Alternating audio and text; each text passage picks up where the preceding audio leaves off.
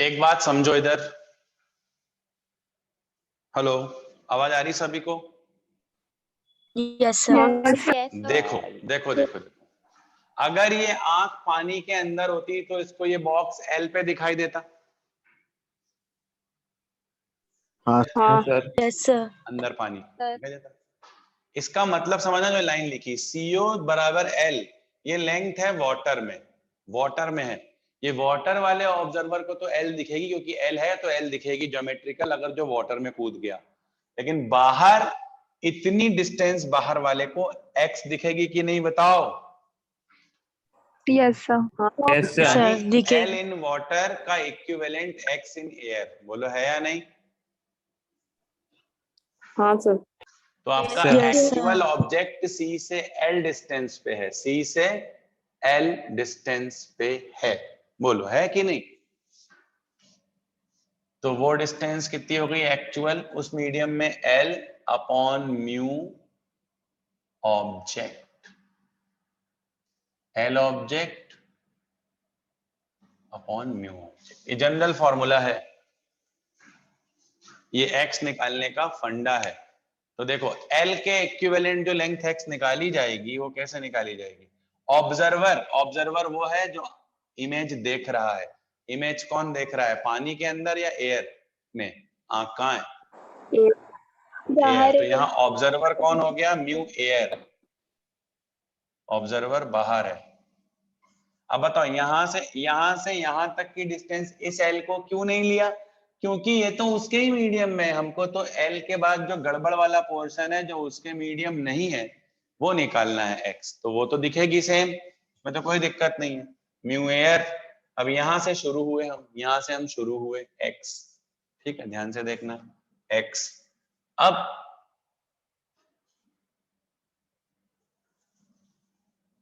ये हुआ mu air, यहां पे ऑब्जेक्ट की लेंथ कितनी? ऑब्जेक्ट, एक्चुअल ऑब्जेक्ट ये ऑब्जेक्ट की इमेज बनी है, ध्यान देना। ऑब्जेक्ट कहां तक है? C से L तक। और आप यहाँ X लिख ही नहीं सकते, वरना X से X कट जाएगा। तो X तो आप L से ही निकालोगे ना, L का ही कोई पार्ट होगा कम या ज्यादा। तो L ऑब्जेक्ट की डिस्टेंस L, और ऑब्जेक्ट कहां पे रखा है? वाटर में, तो म्यू वाटर। तो जरा इसको सॉल्व करो। ये हो गया 1L 4/3, तो x कितना आ गया? 3L/4। तो ऑप्टिकल डिस्टेंस जो अब आ गई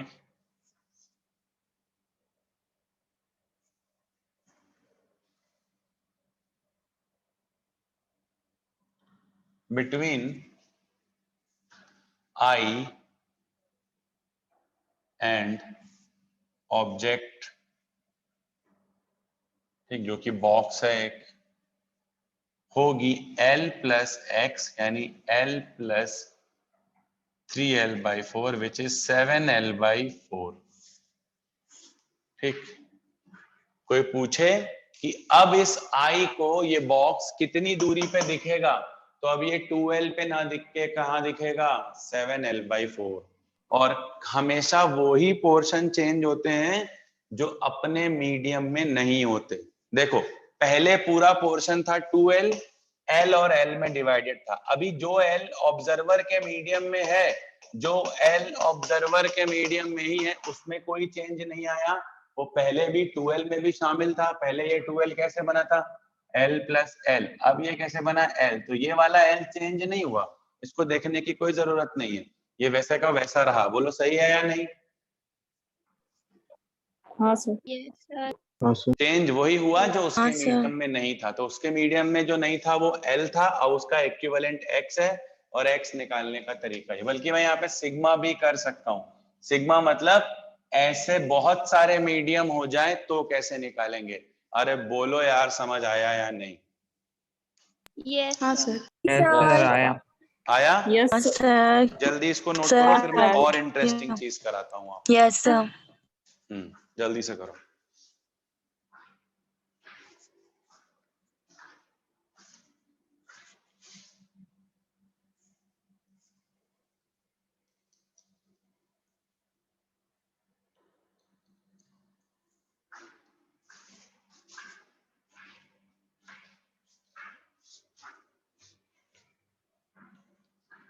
डन सर। हो गया? अरे बोलो बच्चों, हुआ या नहीं? Yes sir. यस हो सर। गया सर।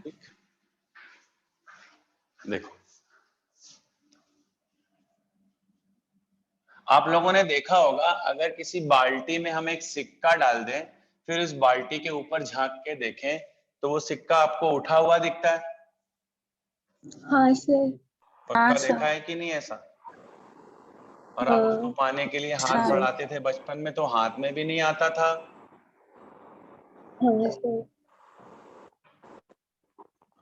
फिर आपका दिमाग कहता था और गहरे हाथ डालो।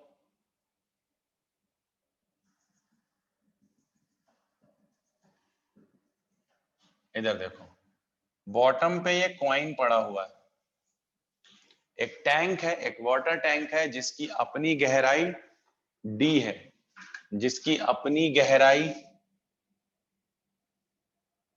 D है। एक आंख जस्ट पानी के ऊपर से इसको देखना चाह रही, ठीक? अब बताओ, ये एक्चुअल D दिखेगा क्या इस आंख को? आंख अगर एयर में है तो नहीं। नहीं दिखेगा। नहीं दिखेगा। तो एयर है तो इसका रिफ्रैक्टिव इंडेक्स 1 है, इसका रिफ्रैक्टिव इंडेक्स, तो एक्चुअली ये सिक्का थोड़ा उठा हुआ दिखता है, बाजरे दा सिक्का, ठीक, ये उठा हुआ दिखता है। तो ये कॉइन है, तो ये कॉइन ऊपर दिखेगा, तो इस D के इक्विवेलेंट ये डिस्टेंस होगी x, एयर में या वाटर में? वाटर में। हाँ, x वाटर में तो D दिखेगी। अगर आंख, यही सब कंफ्यूजन लेके जाते हैं अपन, D जो वाटर में है उसका इक्विवेलेंट x एयर में है, ऐसे लिख लें, D in water is equivalent to x in air। मतलब इस वाटर को हटा के अगर एयर एयर एयर एयर कर दी जाती, तो जो D की डिस्टेंस है वो किस में कन्वर्ट हो जाती? x में। अरे यार, आप ऑब्जर्वर किसको ऑब्जर्व करवा रहे हो, एयर वाले को कि x निकालने के लिए आप तो ऑब्जर्वर कौन है? एयर। तो जो वाटर में D का कॉलम है वो एयर में x के कॉलम के बराबर होगा, समझे या नहीं? समझ गए सर। Okay sir. समझ गए, ठीक। अब देखो, x निकालने का फंडा ऑब्जर्व कौन कर रहा है? एयर। ब्रैकेट बनाओ, क्वाइन तक जाना, क्वाइन की इमेज तक नहीं, ये तो बाद में बनेगी, क्वाइन तक जाओ। क्वाइन कहाँ पड़ा है? वाटर में, D। कितना रिफ्रैक्टिव इंडेक्स है? 4/3। x क्या आ जाएगा बच्चों? 3D/4, यानी 4 लिख लो। आया? तो जो डिस्टेंस वाटर में D है वो एयर में 3D/4 के बराबर दिखेगी, ज्योमेट्रिकली कभी इक्वल नहीं होगी। मैं नहीं बोल रहा कि, मैं क्या बोल रहा हूं, D बराबर 3D/4 बोलूंगा तो लोग मुझे मारेंगे। D geometrical is 3D/4 optical in air और D इन वाटर। बात समझना, अगर आप अच्छे स्टूडेंट्स बनना चाहते हो तो ऑप्टिक्स में ये बात समझना। D जो वाटर में है उसके बराबर 3D/4 इन एयर में है। मतलब इसका मतलब ये है कि अगर आप इस पूरे सिस्टम को एयर से रिप्लेस कर दो तो तुमको कितनी लेंथ का चाहिए होगी एयर, ताकि सिक्का वहीं दिखे? सिर्फ 3D/4। आप समझ पाए? हाँ सर। आंख एयर में है और सामने पानी है, तो पानी को हटा के अगर एयर लानी है तो कितनी लानी पड़ेगी? 3D/4 का कॉलम। तो ऑप्टिकली जो वाटर D लेंथ का होता है उसके बराबर एयर 3D/4 लेंथ की हो जाती है।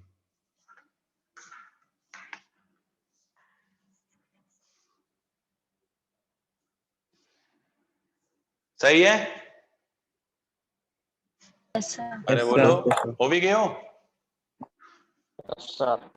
आओ सर। आओ।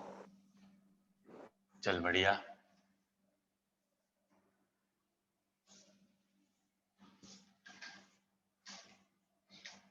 फालतू माथो खाए नहीं फिजिक्स।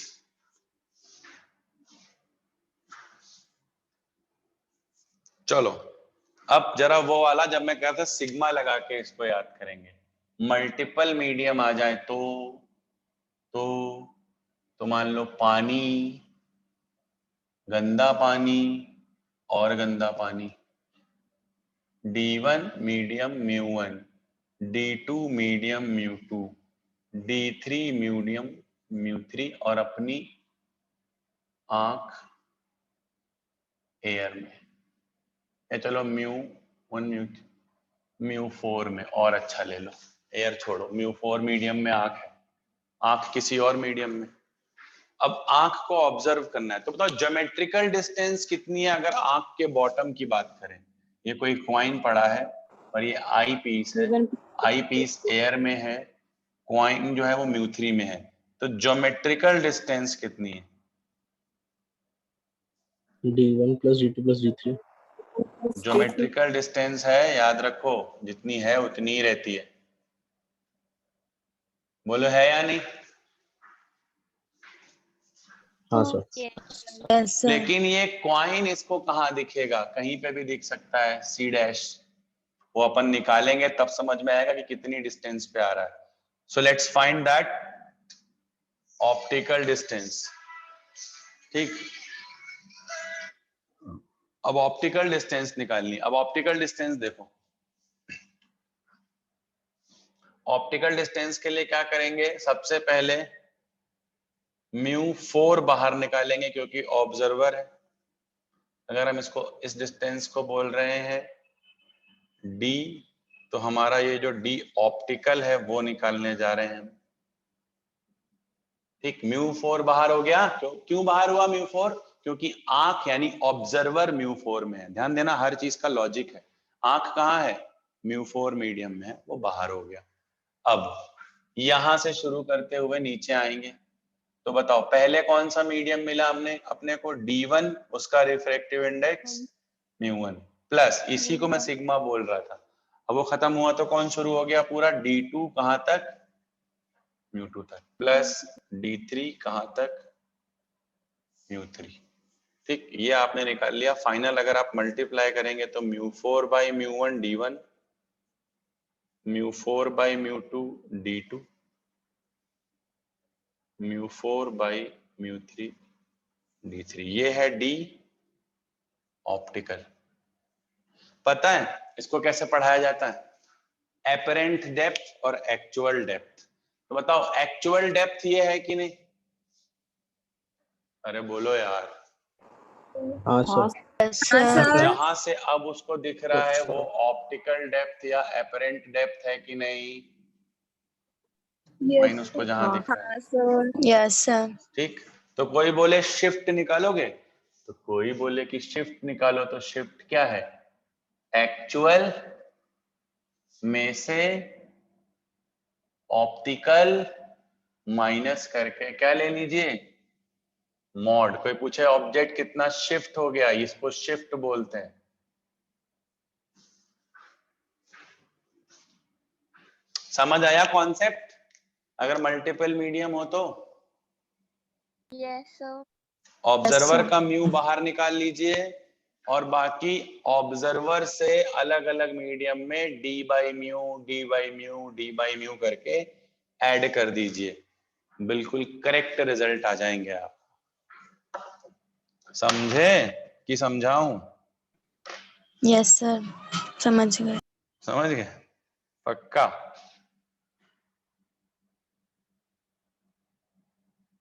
अरे यार तुम लोग को ऑप्टिक्स आ भी रही है कि नहीं?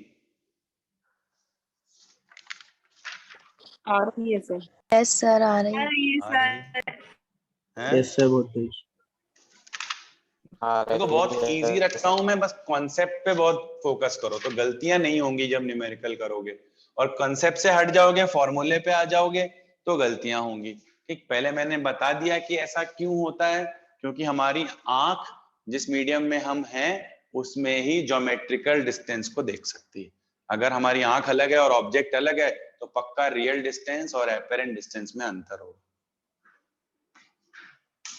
बोलो भाइयों, समझ आया? और बहनों? सर। Yes sir. चलो इसको थोड़ा और इंटरेस्टिंग बनाते हैं, ठीक? बर्ड और फिश वाला खेलते हैं और मजा आएगा। चलो शिफ्ट निकाल दो तुम, तो तब 2 तक मिनट। शिफ्ट निकालो यहां से। देखो शिफ्ट में क्या आएगा,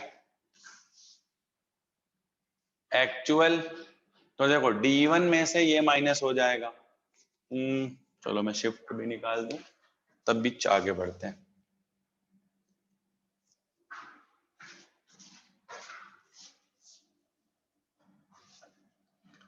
और सुनो एक बात, तुम लोग से मुझे एक बात भी करनी, पहले मैं ये शिफ्ट निकाल दूं फिर आगे।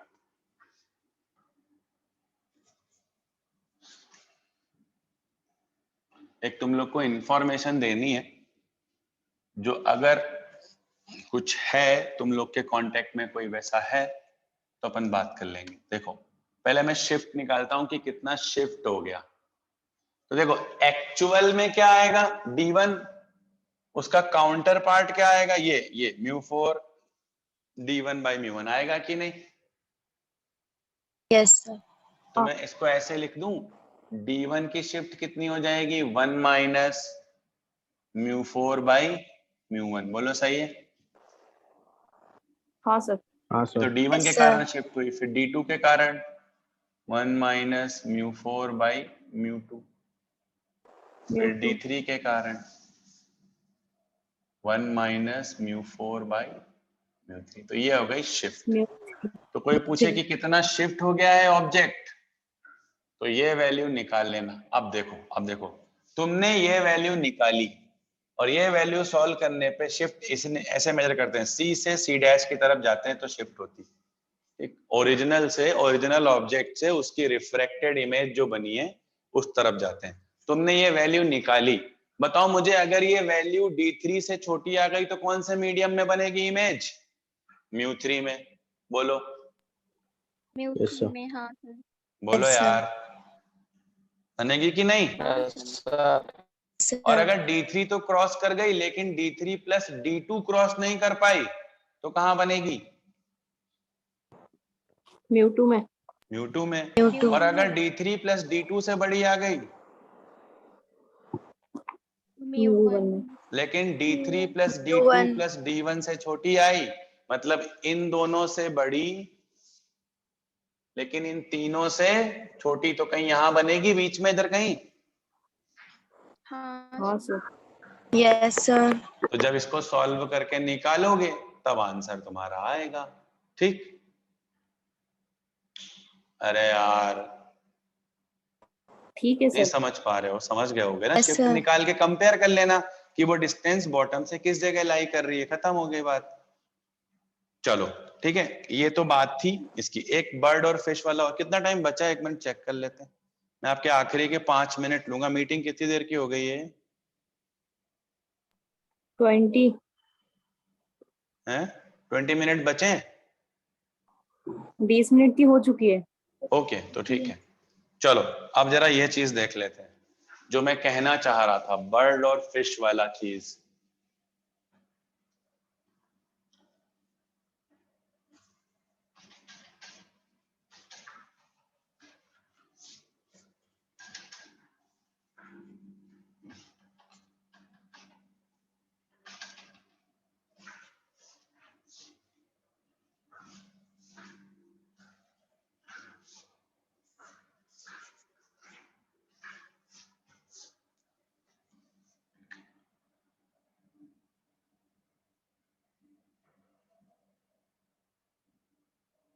देखो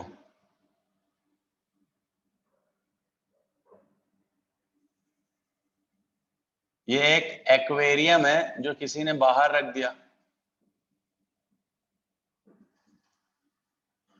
इसमें एक मैचली है, मैचली, जो सरफेस से एक्चुअल डिस्टेंस x पे है, ये बॉटम है। एक टूटा हुआ परिंदा, कैलाश खेर का।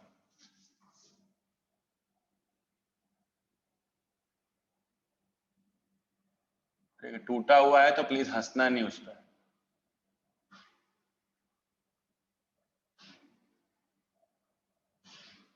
काफी ज्यादा टूट चुका है। ठीक, ये इस से वाई डिस्टेंस, ये लेवल है जो ना, जो सरफेस है वाटर की, वहां से ये वाई डिस्टेंस है। तो ये फिश है, ये बर्ड है, तो x between fish and bird actual, या d लिख लेते, फिश और बर्ड का एक्चुअल डिस्टेंस बताओ, y प्लस x है क्या? हाँ सर। बोलो है क्या? Yes sir. ठीक। नहीं। अब अगर बर्ड जो है फिश को ऑब्जर्व करे, यानी अपरेंट डिस्टेंस, अरे यार डी एक्चुअली लिखते हैं, फिर वो क्या समझ कंफ्यूजन हो जाएगा, रिलेटिव हो जाए, तो ये डी एक्चुअल इतना। अब अगर हमें चाहिए D of fish as observed by bird, समझे? किसने ऑब्जर्व करी है ये? वर्ड अरे में। यार, बाद में जो लिखा होता है वो बर्ड। बर्ड ने, और ऑब्जेक्ट कौन है इसमें? फिश। तो ये निकालने का क्या तरीका है? फिश। ये एयर है, ये वाटर है, म्यू दे दिया मैंने। तो बताओ ऑब्जर्वर का बाहर लेते हैं कि ऑब्जेक्ट का? ऑब्जर्वर। ऑब्जर्वर का लेते हैं, तो क्या बाहर आएगा? Mu air. इधर देखना, फिर बर्ड से फिश की तरफ चल लो आप पूरा, क्या करते हुए? y बाई जो भी डिस्टेंस आए बाई म्यू। तो बर्ड से शुरू करेंगे तो पहले ये y कन्वर्ट करनी पड़ेगी, तो y बाई कौन सा मीडियम है? एयर। बोलो सही है? यस अरे सर। यार, यस सर। आपके दिमाग में ये आ रहा होगा, सर ये y तो चेंज ही नहीं होगा, है ना, इसको क्यों चेंज कर रहे हो? यहाँ से आओ, हाँ देखते हैं अपना कॉन्सेप्ट जो बताया कर लेंगे तो क्या हो जाएगा। मिक्स, मान लो मिक्स हो गया कभी, तो देखते हैं जो सिखाया वो आएगा कि नहीं। प्लस अब क्या बचा? x upon mu water. बताओ और कुछ बचा? पहुंच गए फिश तक कि नहीं पहुंचे? पहुंच गए सर। अरे बताओ सर यार। पहुंच। तो ये है distance of fish observed by बस, observed by bird. Mu a जैसे अंदर लेके आओगे, देखो क्या आएगा, mu a y by mu a plus mu a x by mu डब्ल्यू। म्यू ए यानी ये मुआ मुआ कट जाएगा। क्या बोला था? अगर कोई डिस्टेंस खुद के उसके मीडियम की है जो ऑब्जर्वर ऑब्जर्व कर रहा है जहां से, तो वो चेंज नहीं होती। अब देखो ये डिस्टेंस पहले भी y थी एक्चुअल में भी, और अभी भी वो पोर्शन कितना ही आया है भाई। तो अगर आप कंसेप्ट लगा के भी करोगे तब भी दिक्कत नहीं है। कुछ लोग ऐसे करेंगे, सर हम इसको नहीं चेंज करेंगे, आपने कहा था। मत करो, y लिख दो उधर चुपचाप, क्योंकि डिस्टेंस पूछी है बिटवीन फिश एंड बर्ड, तो y लिखना पड़ेगा। एक्चुअल है, एक्चुअल में भी y आएगी, एपरेंट में भी y आएगी, बिकॉज वो ऑब्जर्वर के मीडियम की डिस्टेंस है। ठीक, और ये वाली x को कन्वर्ट करके लिख दो, वो भी ठीक है, वरना मेरे तरीके से जो मैंने अभी किया वो भी ठीक है। बोलो आया या नहीं? Yes sir. अब दूसरा, बर्ड Yes, sir. को फिश ऑब्जर्व करे। अब फिश ऑब्जर्वर है, बताओ क्या करेंगे? अब फिश से बर्ड की तरफ चलेंगे, बाहर क्या लेंगे? म्यू बोलो डब्ल्यू। म्यू डब्ल्यू लेंगे कि नहीं? हाँ सर। फिर बर्ड से, सॉरी फिश से शुरू करेंगे, x upon mu W plus y upon मुआ।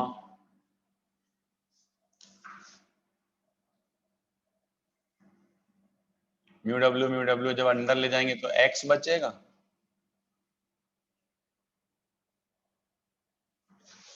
दोनों सेम है कि अंतर है दोनों में? देख लो भाई, चेक कर लो, अंतर है। पहले वाले में y अकेला है और mu A by mu W है, दूसरे वाले में x अकेला है, म्यू डब्ल्यू बाई म्यू ए है y के साथ। दोनों सेम नहीं, नहीं है। नहीं है। और दोनों के बीच का एक्चुअल डिस्टेंस कितना है?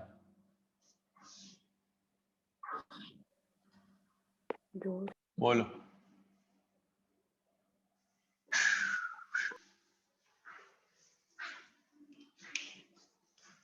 आया समझ में कुछ?